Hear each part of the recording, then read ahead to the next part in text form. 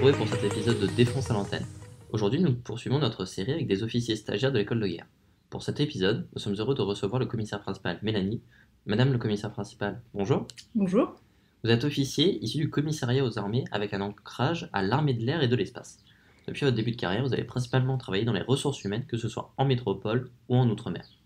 Durant cet épisode, nous allons parler du commissariat aux armées pour mieux faire connaître les missions de ces officiers méconnus. Mais avant ça, madame le commissaire principal, j'aurais une première question à vous poser. Pourquoi avoir décidé de servir les armes de la frappe?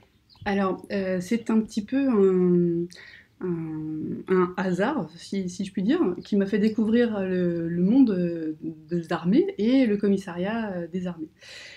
J'étais en train de finir mes études, donc Master 2 en droit public, lorsque forcément se posait la question de l'avenir, et je savais que je voulais faire un métier dans le service public. Mais je n'étais pas décidée sur lequel, quel ministère et quelle mission. Et moi, j'avais dans l'idée que être militaire, c'était réservé aux gens qui étaient mauvais à l'école, qui savaient pas trop quoi faire de leur vie. C'était un petit peu ce qu'il fallait pour recaser ces gens-là. Et une présentation a été effectuée au sein de mon université par 3 jeunes commissaires des armées, donc commissaire de la marine, commissaire de l'armée de l'air et commissaire de l'armée de terre. Je me suis dit pourquoi pas. J'y suis allée et je les ai trouvés particulièrement épanouis, particulièrement bien dans leur peau et heureux. Vraiment, ils semblaient heureux de faire leur métier. Leur métier avait l'air intéressant de leur présentation. Je me suis dit pourquoi pas. J'ai continué à m'intéresser et à me renseigner sur ce qu'était ce métier-là. Et finalement, je me suis décidée à passer le concours que j'ai réussi. Et me voici, quelques mois plus tard, arrivée au sein de l'école du commissariat de l'armée de l'air. Alors, du coup, qu'est-ce que le commissariat aux armées et quelles sont les missions de celui-ci? Alors, le commissariat des armées a été créé en 2010. C'est un service qui est relativement jeune, qui est issu de la fusion des 3 commissariats des armées. La mission du commissariat des armées est d'assurer les soutiens communs de l'ensemble du personnel du ministère des armées. Les soutiens communs, besoins communs, sont par exemple se restaurer, se loger, se déplacer, tous les petits besoins qui sont communs à chacun d'entre nous. Et donc le service du commissariat est en charge d'assurer de pourvoir à tous ces besoins-là. Alors, quel profil on va retrouver au sein du commissariat des armées, du coup? Alors, il peut y avoir différents profils. Il y a, le commissariat des armées, c'est aussi un corps. Il y a un corps des officiers commissaires des armées, donc uniquement constitué d'officiers. La majeure partie de ces officiers sont recrutés par un concours sur épreuve. Et dans ce concours-là, il y a une majorité plutôt de personnes, d'étudiants, qui sont issus de facultés de droit public. Mais il y a également des autres profils, type école de commerce ou de gestion, économie. Donc il y a différents profils, mais donc c'est un recrutement à bac plus 3. Après, généralement des études universitaires. Il y a également un concours sur titre qui vise un public un petit peu plus différent, avec un parcours universitaire un petit peu plus spécialisé, par exemple la logistique, ou des petits secteurs, on va dire, de niche, autres que du droit public. Et puis, il y a ici une forte proportion d'officiers sous contrat, qui sont recrutés non pas sur un concours pour une carrière longue, mais donc pour, on va dire, 10-12 ans de service. Et ceux-ci ont des profils aussi un petit peu variés, qui changent aussi un petit peu des juristes qu'on retrouve massivement dans le concours sur épreuve. C'est toujours bien d'avoir des juristes. Alors, vous l'avez évoqué, avant 2010, le service de commissariat des armées n'existait pas, il y avait donc des commissariats pour chaque armée. Quelle a été la motivation pour créer justement ce service unifié, on va dire? Alors, ce service unifié est issu de la RGPP, qui a été initiée dans les années 2008. Et vous le savez sans doute très bien, l'idée était de réduire un petit peu les coûts de fonctionnement des différents ministères, y compris le ministère des Armées. Et il y a eu une volonté voilà, de regrouper tout ce qui pouvait dans le but de rationaliser un petit peu les fonctions. Et c'est ce qui s'est passé pour le commissariat des armées. Donc les armées ont entre guillemets perdu leur commissariat et les 3 commissariats se sont regroupés donc, dans un service unique qui vise non pas à servir uniquement une armée, mais l'ensemble des armées. Depuis quelques années plus tard, on va dire que le service du commissariat des armées s'est agrandi puisque on a également accueilli des officiers qui auparavant étaient officiers des corps techniques administratifs, notamment du service de santé et de la DGA. Et ce qui fait qu'aujourd'hui, il y a des commissaires qui ont 5 ancrages différents et qui sont amenés à servir dans ces 5 armées, directions, services, avec une connaissance un petit peu plus poussée du fait de notre ancrage. Notre ancrage, donc on va dire notre appartenance, entre guillemets, à cette armée, direction ou service. Et cet ancrage implique que nous y servions, en tout cas en début de carrière, dans la première partie de carrière, pour que voilà, nous soyons familiers avec les besoins de ces structures-là, qui sont à peu près les mêmes, mais néanmoins avec toujours des spécificités. Et c'est pour ça qu'il est important d'être auprès de ces personnes-là pour savoir quels sont leurs besoins, comment est-ce qu'ils travaillent et comment est-ce qu'on peut subvenir à leurs besoins. Alors du coup, on retrouve des commissaires un peu partout, on va dire. Pour cet ancrage, comment ça se décide et est-ce que c'est un choix définitif ou est-ce qu'il y a des personnes qui changent d'ancrage? Alors, l'ancrage se choisit lors du concours. Alors cette notion d'ancrage, elle n'est propre qu'aux officiers, qu'aux commissaires, issus du recrutement sur concours.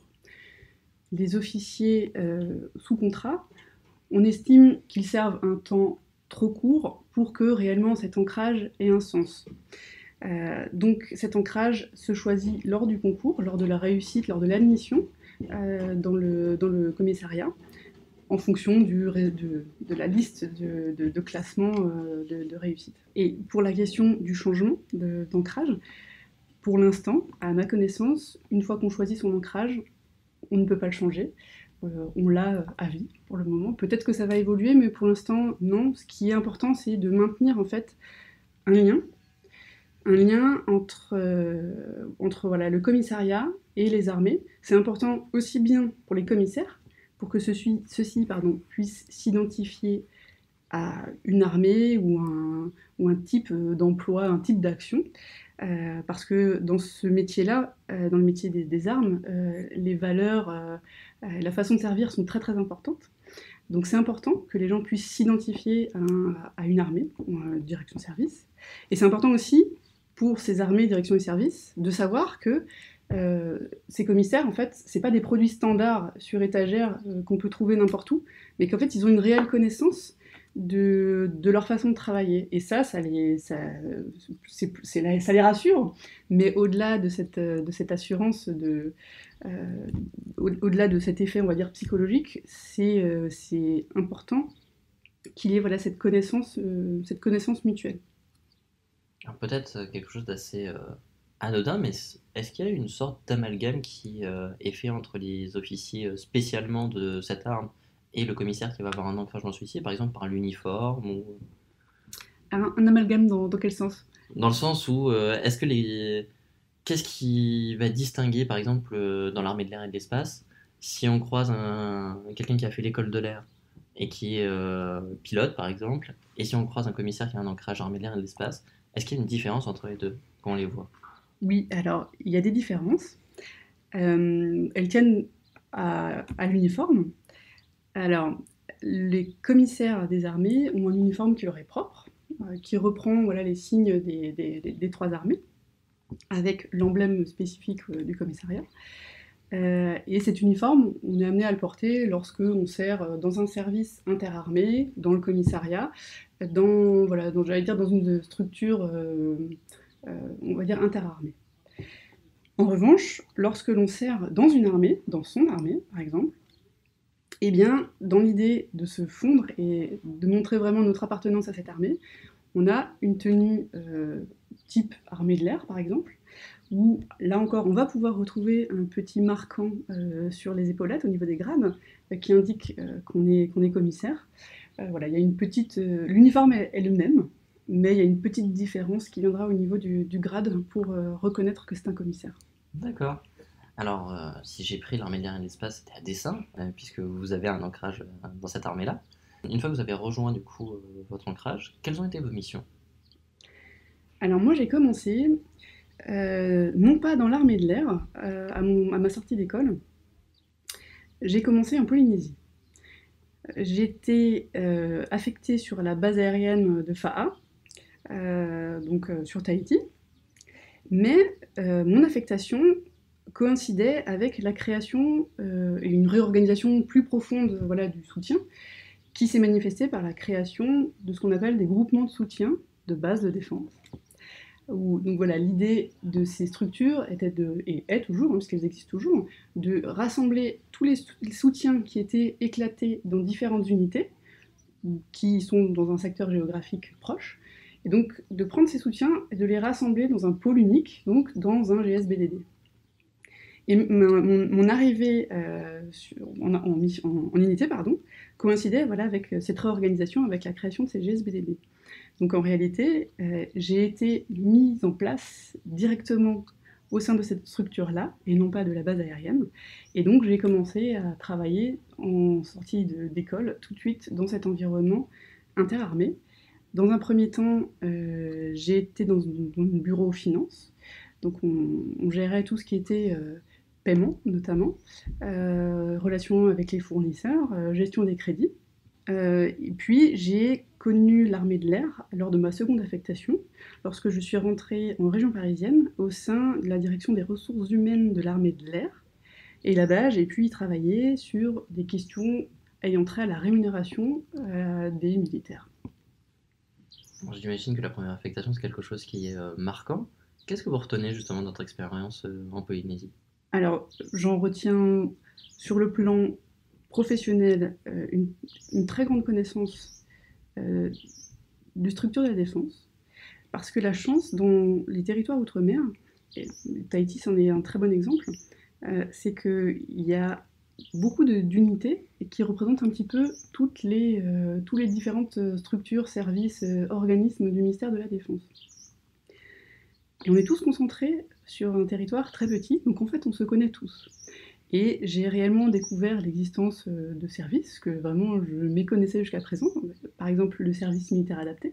C'est la première fois que j'en ai entendu parler. Bon, c'est un petit peu un cas particulier parce que ils appartiennent au niveau organique au ministère des Outre-mer et non pas de la Défense. Mais voilà, j'ai découvert en fait, voilà, j'ai eu une bonne illustration pardon, de ce que c'était que le ministère de la Défense. Donc j'ai vraiment beaucoup appris, j'ai vraiment beaucoup découvert. Et après, sur le plan personnel aussi, j'ai pu découvrir toute la richesse de ce territoire-là, que je méconnaissais également. Donc j'ai vraiment beaucoup appris au niveau personnel. Alors, vous avez évoqué le service militaire adapté, le SMA. Qu'est-ce que c'est? Alors le service militaire adapté a été créé dans les années 60 en Martinique, si mes souvenirs sont bons. Et il s'agissait de permettre aux ultramarins qui étaient soumis à l'obligation du service national d'effectuer ce service non pas en métropole, mais chez eux, et de participer au développement de leur territoire, et par notamment la construction de routes et d'infrastructures qui étaient voilà, nécessaires au développement de leur territoire. Donc le SMA a fonctionné sur ce schéma-là pendant environ 40 ans.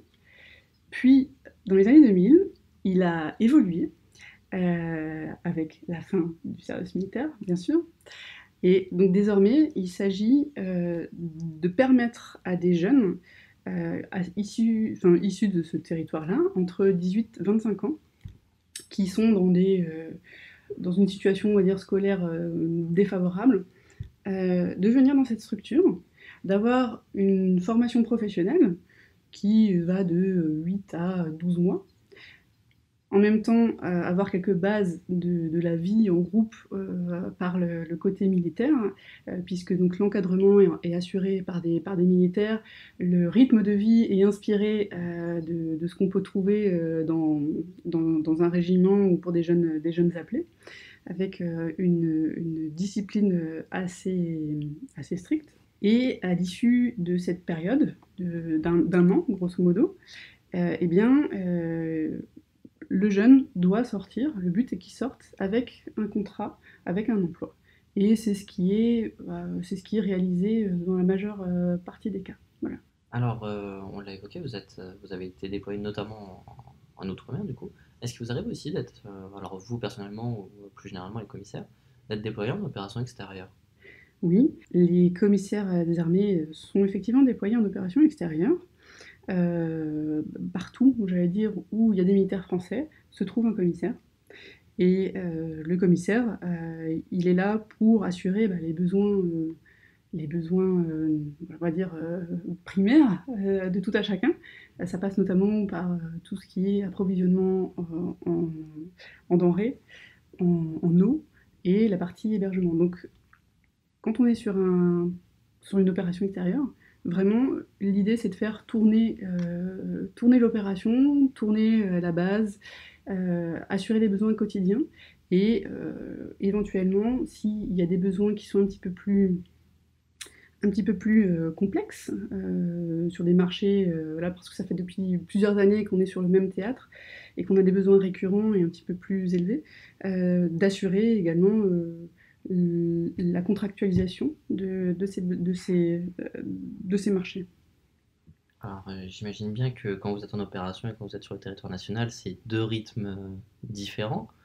Quelle va être la journée type d'un commissaire par exemple, quand vous étiez en région parisienne? En région parisienne ou dans des structures, on va dire, administratives, il n'y a pas vraiment de rythme, c'est-à-dire c'est un rythme de bureau classique, si je puis dire. On vient, voilà, on salue les collègues, on fait tout ce qu'il faut pour avoir une vie sociale correcte et une bonne ambiance de travail. Mais voilà, on est devant son bureau la plupart du temps, enfin, voilà, devant son ordinateur plutôt. Et puis voilà, c'est classique, hein, téléphone, mail, réunion, jusqu'à tard parfois. Euh, voilà, ça reste quelque chose d'assez classique. En opération, on est aussi amené à travailler de cette manière-là, sauf qu'on est vraiment à côté des forces, enfin au sein des forces même plutôt, on vit vraiment avec eux, on fait vraiment partie d'un tout, donc voilà,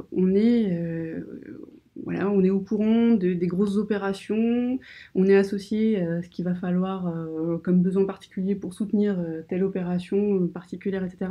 Voilà, on est avec on va dire les soldats, et on est derrière eux pour que eux puissent faire tout ce qui leur est nécessaire de faire. Peut-être une question pour revenir sur votre expérience quand vous étiez à la direction des ressources humaines de l'armée de l'air et de l'espace. Vous avez également travaillé à la direction des ressources humaines du ministère des Armées. Euh, Comment on gère ce changement d'échelle? Parce que enfin, il y a beaucoup plus de personnel du coup. Est-ce que ça implique des changements et si oui, quels sont-ils? Alors, pour ce qui concerne les ressources humaines, elles sont vraiment gérées par chaque armée, si je puis dire. C'est-à-dire que l'armée de l'air, elle va gérer tous les aviateurs, la marine pareil pour les marins, idem pour l'armée de terre. Ce que va faire la DRHMD, c'est assurer qu'il y ait une cohérence, notamment vis-à-vis de l'extérieur, puisque c'est la DRHMD qui en fait vient chapeauter un petit peu tous les travaux qui sont menés par les DRH des armées. Et la DRHMD, donc du ministère de la Défense, elle, en fait, elle va faire le relais avec notamment Bercy pour tout ce qui est négociation des crédits masse salariale et donc aussi pour l'enveloppe en effectif. Voilà, c'est elle qui va faire les négociations avec l'extérieur. Et donc, pour pouvoir faire ces négociations, il faut qu'elle sache réellement ce qui se passe dans les armées, au sein du ministère. Et donc, voilà, il faut un dialogue avec les RH des armées. Et voilà, il faut relayer les directives qui sont reçues de l'extérieur, veiller à ce qu'elles soient appliquées correctement. C'est le rôle de la DRHMD. Donc, le changement d'échelle, il est pas très compliqué à assurer parce que les missions, en fait, elles sont assez différentes. Pour schématiser, je pourrais dire que au quotidien, les RH des armées, elles sont tournées vers le bas, elles sont tournées vers les gens qu'il faut recruter, qu'il faut former, gérer, etc.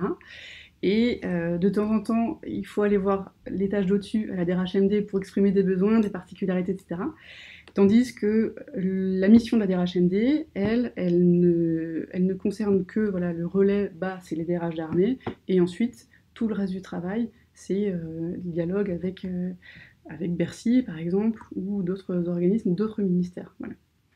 On entend souvent des officiers qui enfin, réfutent le terme de management, qui préfèrent le terme de commandement.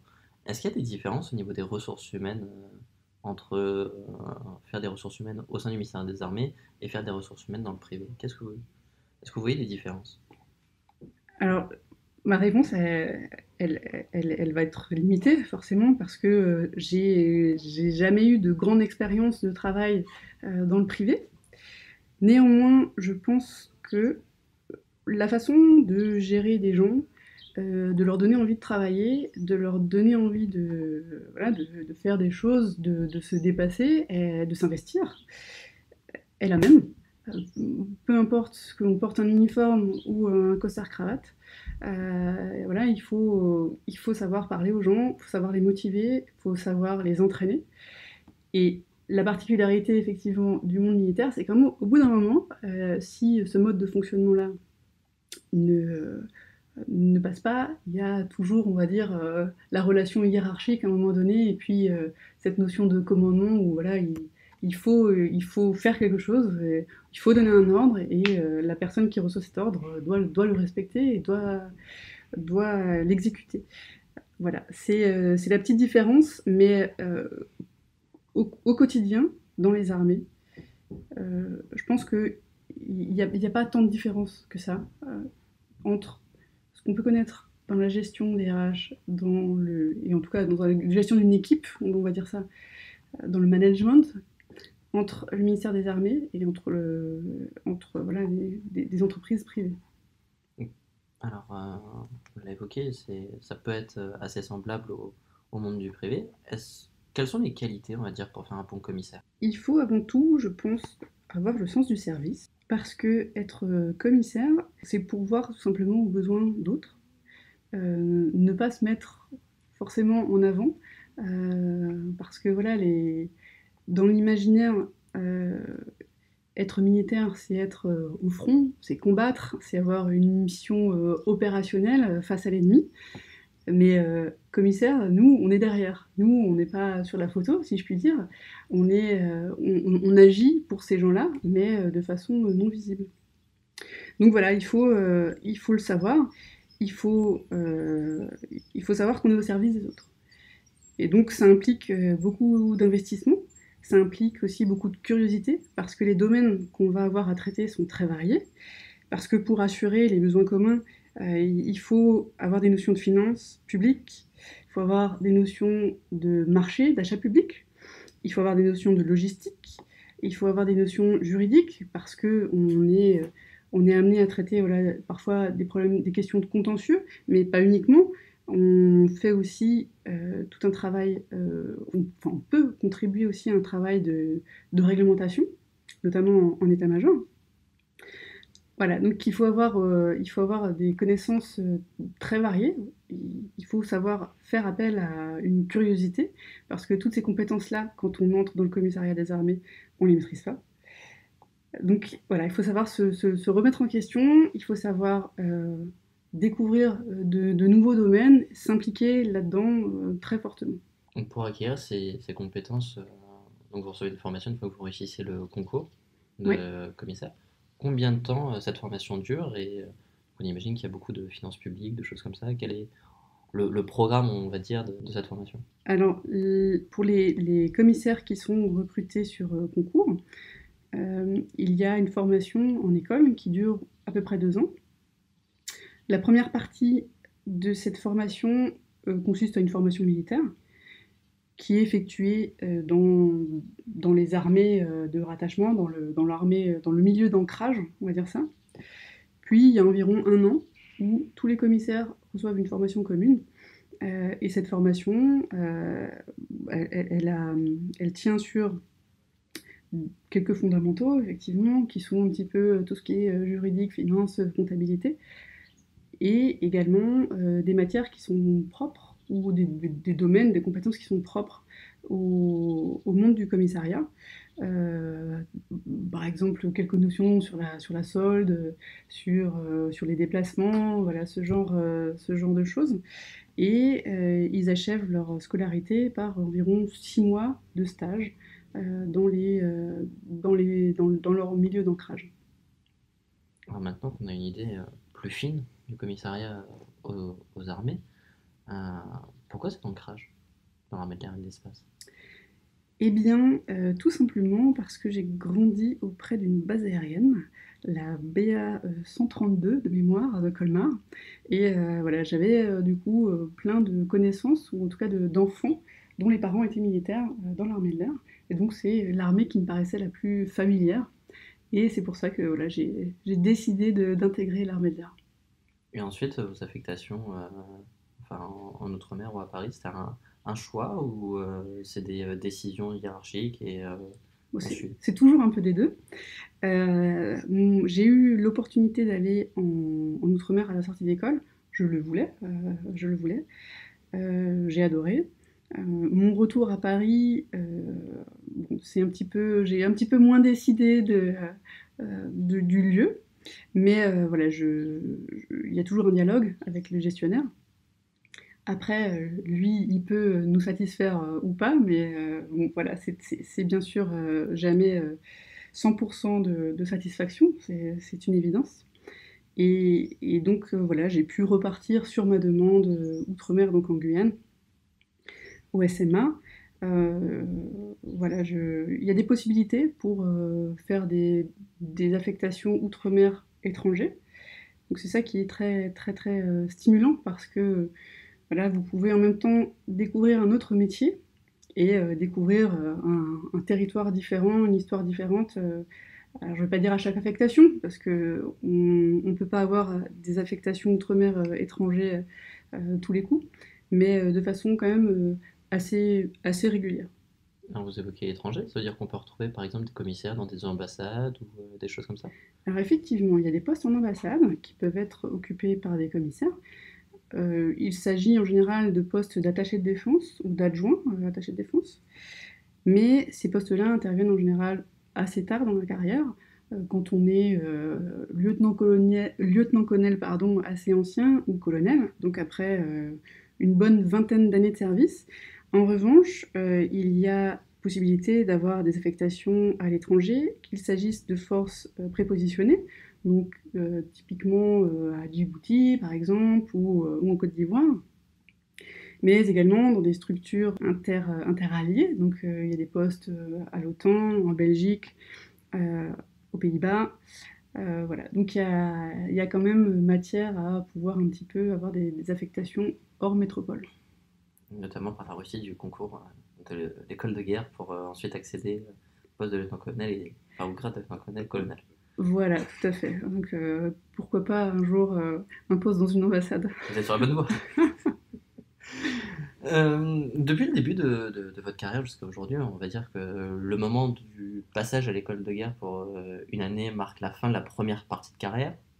Euh, Quel a été le moment le plus marquant jusqu'ici?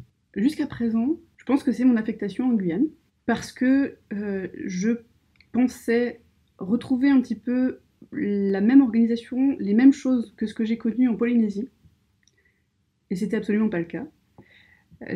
Alors, pour ceux qui connaissent pas la Guyane, il y a le pôle le plus important qui est Cayenne, qui est au bord de l'océan.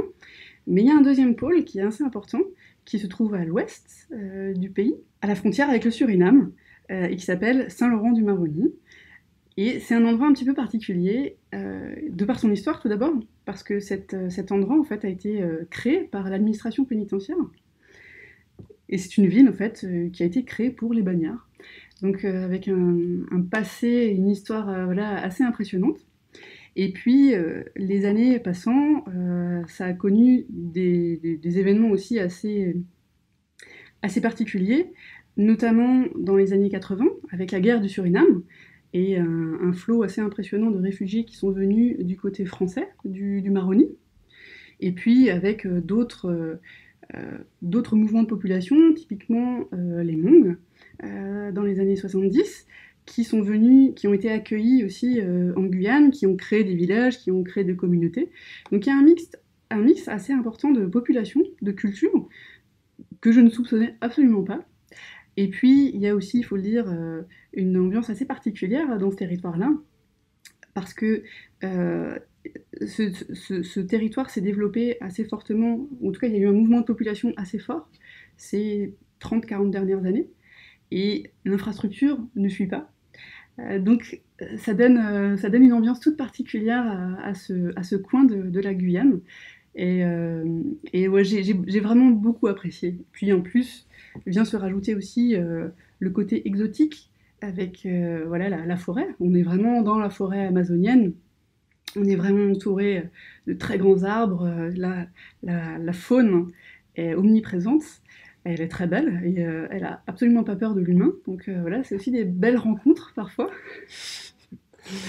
Parfois c'est l'inverse, c'est l'humain qui devrait avoir peur. Non, mais on s'habitue à tout. Mais voilà, je m'attendais pas spécialement à croiser des caïmans sur le bord de route. Voilà, bah, c'est fait.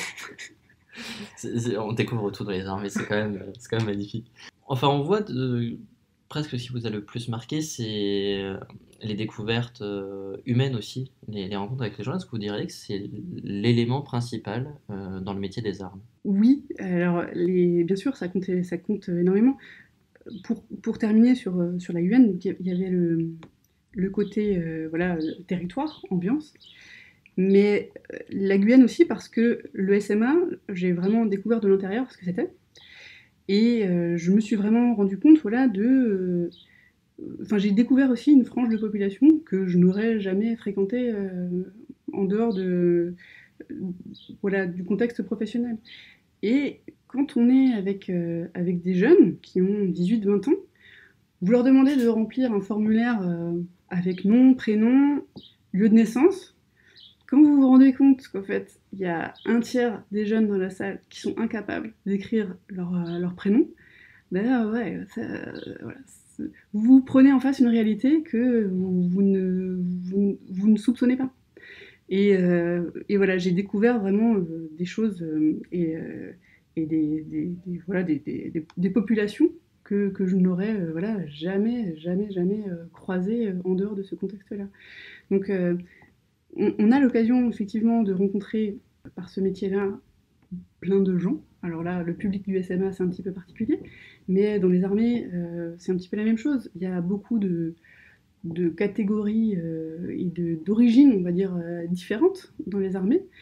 Les recrutements sont très variés, les parcours avant d'entrer dans les armées sont très très variés. Il y a des gens voilà, qui ne sont pas du tout diplômés, d'autres qui ont des doctorats et qui sont vraiment très très érudits. Et tous ces gens-là, en fait, voilà, vous avez l'occasion de les fréquenter, de les rencontrer, donc c'est vraiment très très intéressant d'un point de vue personnel. Une grande diversité dans les armées. Alors, on a parlé du commissariat, vous avez rejoint le commissariat, vous nous l'avez dit, parce que vous avez eu une présentation. À qui conseilleriez-vous de rejoindre le commissariat du coup des armées? Alors, je conseillerais le commissariat des armées à tout le monde. Venez au commissariat des armées.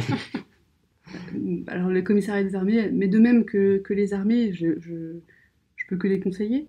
On va faire ça de manière plus large sur les armées, ce qui est très bien, et que je ne soupçonnais pas, hein, parce que voilà, j'avais des idées préconçues sur le métier des armes, sur les gens qui travaillaient, qui étaient militaires. Comme on l'a déjà souligné, il y a une très grande variété de profils, de métiers, de recrutement. Vous pouvez en fait trouver, enfin, il y a forcément quelque chose qui vous correspond. Moi, j'avais fait des études donc de juriste, Et je pensais que pour faire voilà, le militaire, il fallait aussi avoir une école très très spéciale, il fallait faire Saint-Cyr, ou l'école de l'air ou marine, faire des études scientifiques, des prépas avant, et moi j'étais complètement étrangère à tout ce monde-là. Le commissariat, ça a été une possibilité de rentrer dans le monde des armées. Donc je conseillerais à tous ceux qui voilà, ont un parcours un petit peu, on va dire, administratif, on va dire les juristes ou les gens voilà, qui sont, on va dire les non-scientifiques, on va dire ça comme ça, pour schématiser. Euh, Parce que voilà, ça vous permet aussi de, voilà, d'occuper une palette de fonctions, une palette de métiers, je pense qu'on ne retrouve pas aussi facilement dans le monde privé. Et ça vous permet, comme on l'a déjà souligné, voilà, de découvrir des gens très différents de vous et aussi des territoires que vous n'auriez jamais eu l'idée de visiter sans ça.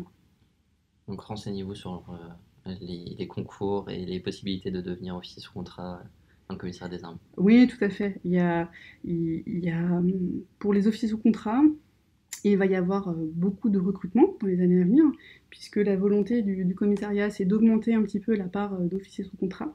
Donc là, en fonction des besoins de chacun, enfin des besoins, des désirs de chacun, ceux qui veulent faire une expérience relativement courte dans les armées, c'est idéal. Vous faites 10 ans, puis voilà, vous avez une première expérience, je pense, qui intéressera beaucoup des employeurs futurs.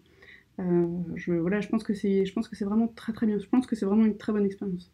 Et pour ceux qui, entre guillemets, tomberaient amoureux de l'armée en la rejoignant, est-ce qu'il y a possibilité d'être activé une fois qu'on est, Oui, tout à rentré fait. sous contrat? Tout à fait. Il y a toujours il y a des passerelles qui permettent effectivement d'intégrer et d'être carriérisé, entre guillemets, donc de pouvoir poursuivre une carrière longue dans le commissariat. Alors, Madame le commissaire principal, j'aurais une dernière question un peu moins sérieuse, on va dire. Est-ce que vous auriez une série ou un film à nous conseiller? Oui, alors j'ai vu il n'y a pas longtemps Au nom du père, qui est une série danoise, mais alors je ne sais pas du tout de quel réalisateur, dont le sujet principal, c'est pas du tout l'armée, ça concerne en fait l'église. Mais il y a un des personnages qui entre dans l'armée pour y officier en tant qu'aumônier des armées. Et je trouve que c'est assez intéressant de voir comment cette population travaille. Alors, aussi, petit clin d'œil, parce que le commissariat des armées gère les aumôniers des armées aussi, c'est une petite particularité. Et au-delà de ça, il y a toute une partie où on voit le personnage qui est en opération, et je trouvais ça assez réaliste. Eh bien, ce fut un honneur pour nous de vous recevoir. Merci d'avoir accepté notre invitation. On vous souhaite le meilleur pour l'avenir, peut-être Merci. du coup en ambassade. Merci de nous avoir écoutés. N'hésitez pas à nous envoyer vos remarques ou vos questions par Facebook ou par mail. On se retrouve prochainement pour un futur épisode de Défense à l'antenne. Et d'ici là, n'oubliez pas, la sécurité est l'affaire de tous.